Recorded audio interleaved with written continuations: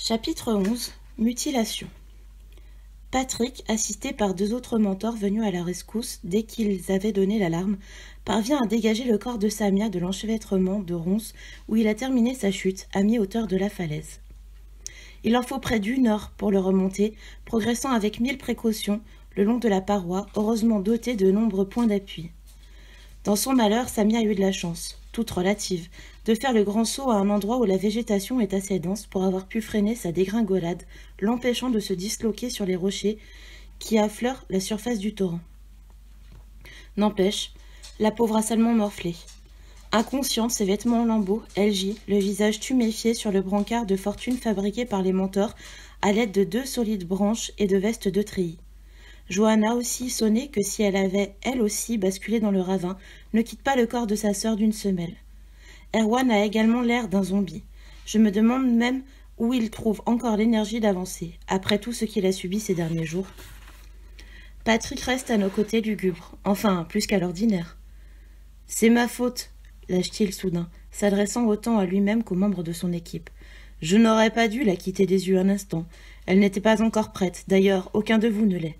Thomas, c'est autre chose. Peut-être qu'il aurait fallu qu'elle rejoigne les APO. » Je ne suis pas sûre de piger ce qu'il marmonne. En quoi intégrer le groupe APO aurait-il pu préserver Samia d'un aussi stupide accident? L'excès de discipline ne peut rien contre le hasard. Aïe! Erwan vient de trébucher contre une racine. Il se raccroche in extremis à la veste de Patrick pour ne pas s'effondrer. « Désolé. Pas grave, tu es sous le choc. Tu ne m'as pas l'air dans ton assiette. » Un instant, je crains le pire. Patrick est au courant de notre petit manège depuis le début et il s'amuse à nous voir vraiment souffrir sur son putain de parcours d'obstacles. Mais non, je me fais des idées. Le menteur affiche un sourire las pour une fois. On arrive au bivouac, tu vas pouvoir te reposer. Je suis content que tu sois finalement décidé à nous accompagner, Erwan. Nous débouchons dans un pré qui s'élève en pente douce à l'assaut de la montagne, dont le sommet commence à se fondre dans la nuit tombante. Les anciens achèvent de dresser les tentes, tirant le matériel nécessaire de gros cylindres métalliques alignés sous une bâche. Aucune trace des APO, sans doute, déjà retirés sous la tente qui leur est réservée. Alors que Patrick lançait son signal de détresse tout à l'heure, l'équipe du barbu a débouché sur le sentier et tranquillement continué son chemin. Thomas est passé près de Johanna, bouleversé, sans même la regarder. Le doyen a échangé quelques mots avec Drake, puis s'est éclipsé. Depuis, c'est comme si s'était évaporé dans la nature. Erwan me plante soudain son coude dans les côtes. Je suppose qu'il vient lui aussi de remarquer les véhicules parqués près des cylindres. 3 quads à plateau, ces espèces de motos à 4 roues adaptées aux terrains les plus difficiles. Comme ces engins ne sont pas encore capables de voler, ça signifie qu'il existe une autre voie d'accès que celle que nous avons suivie pour arriver jusqu'ici. D'un coup, l'espoir renaît.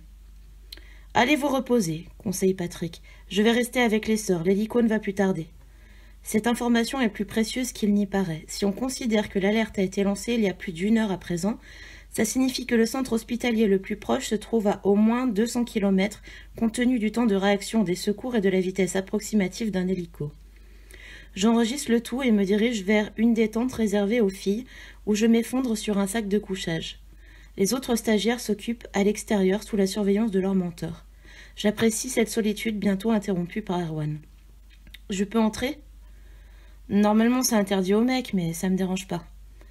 Va pas t'imaginer des choses. À peine entré, il rosipe la toile derrière lui et vient s'asseoir en tailleur devant moi. C'est plus intime comme ça pour ce qu'on a à faire.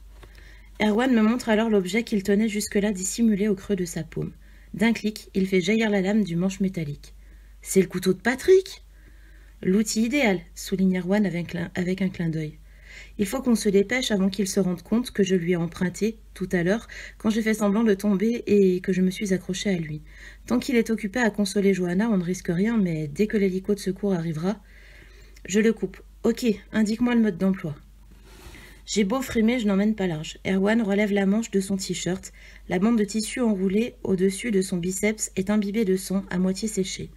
Quand ce matin, dans sa chambre, je lui ai demandé de chercher où était planquée la puce GPS qui permet au menteur de nous suivre à la trace, j'étais loin d'imaginer qu'il prendrait sa mission autant à cœur.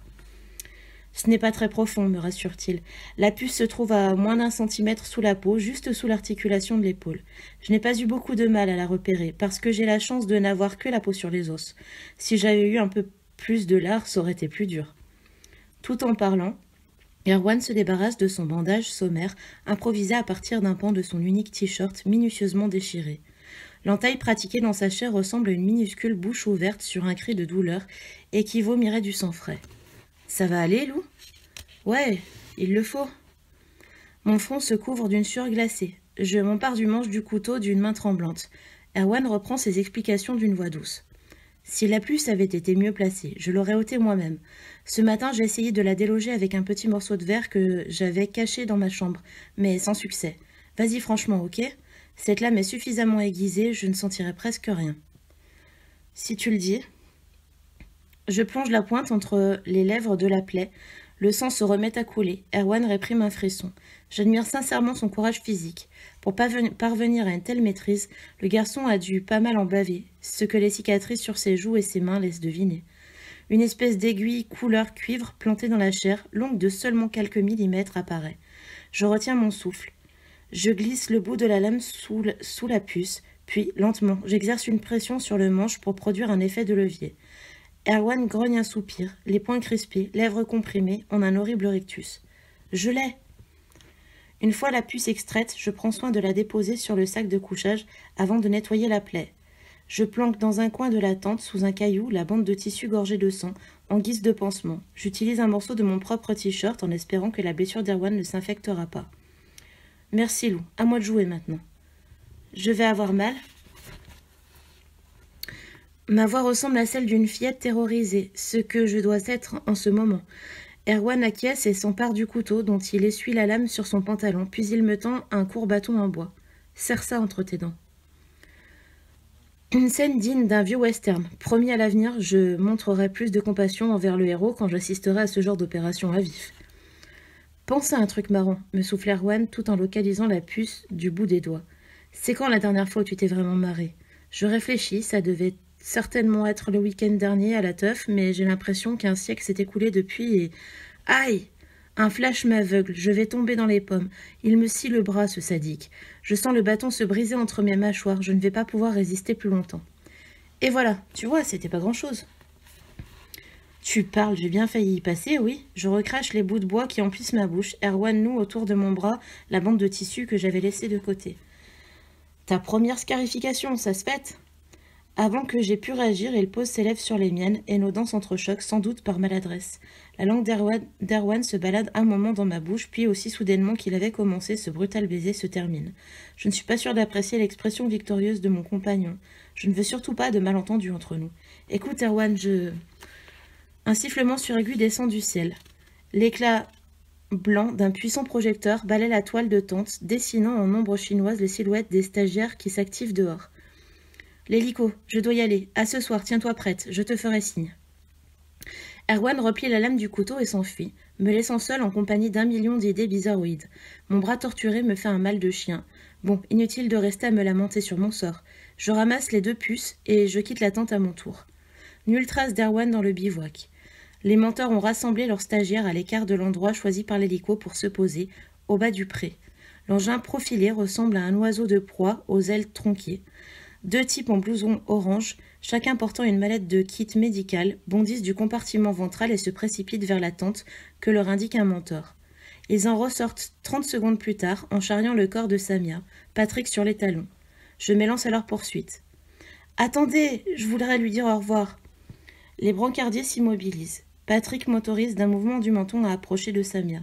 La pauvre est dans les vapes, enveloppée dans une mince feuille en matériaux isolants dorés, un tube en plastique directement relié à l'incision pratiquée dans sa gorge. Je me penche sur elle et lui caresse la joue en murmurant. « Tiens le coup, tu vas t'en sortir. Je te file un petit cadeau histoire que tu ne nous oublies pas. » Dans le même temps, je glisse les puces sous sa nuque, les enfonçant du bout des doigts aussi loin que possible dans la couche de mousse qui recouvre le brancard. « On doit partir, reculez-vous » ordonne un des secouristes. J'obéis. Je rejoins les stagiaires groupés autour de la tente et nous assistons à l'envol du petit hélico, une fois le brancard encastré dans le compartiment ventral de l'appareil.